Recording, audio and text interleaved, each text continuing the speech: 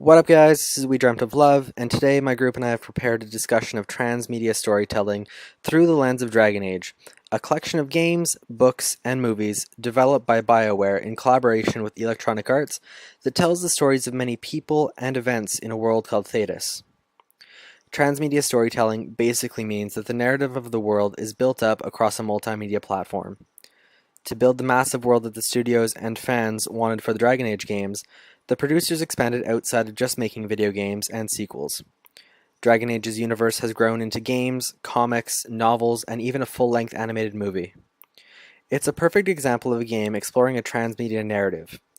It reinforces Thomas Apperley's ideas that the consumption of one text leads directly to another through deliberate intertextual linkages, forming a contained media supersystem that crosses many media platforms.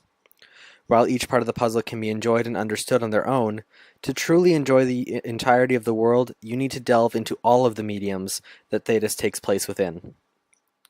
So far in this video, you've seen stills and clips of different games, but for the specific purposes of exploring how transmedia these games are, we'll be focusing on two characters in particular. These two characters are Cassandra Pentagast and Varric Tethras. Both of these characters were introduced in Dragon Age 2 and were central to the story therein.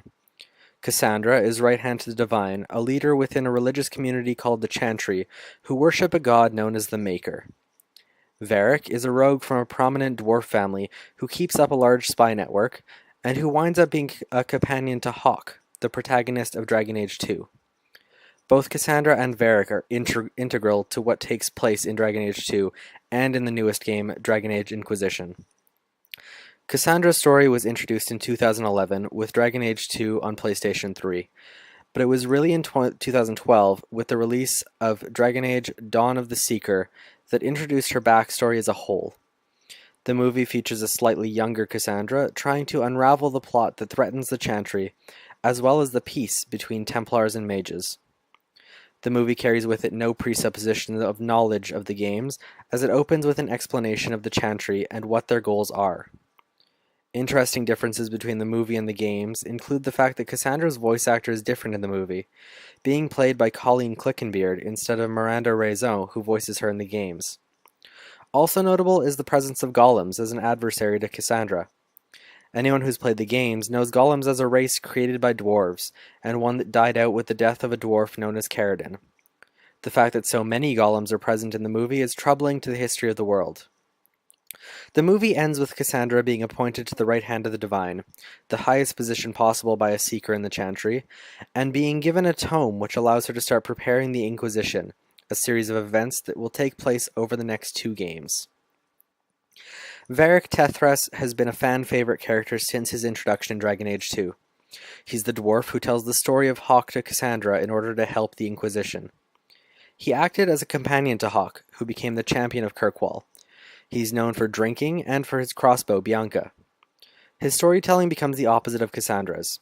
Instead of expanding upon his backstory, the extra media surrounding Varric builds upon what he does between the ending of Dragon Age 2 and the beginning of Dragon Age Inquisition. One comic we looked at in particular was The Silent Grove. This comic follows Varric as he accompanies King Alistair and Isabella on a search for Alistair's father, King Merrick. The comic builds off of multiple character stories from the games, as it also mentions Flemeth, who is the Witch of the Wilds, a supremely powerful being, as well as Morrigan, who is a companion in Dragon Age Origins and daughter of Flemeth. The comic is used as a story builder, leading the way for Alistair to take the throne from his father, perhaps suggesting the intentions that the developers had for this character, despite having so many open ends for him to fall into where he never becomes a king in the games. This view shows the inherent problem with open-choice video games and a transmedia approach. While the world building can be extremely useful for future games, or even just to those who are interested in learning more, it can also lead to plot holes. Novels, movies, and comics tend to be fixed points. They can't be changed depending on the will of the person consuming them.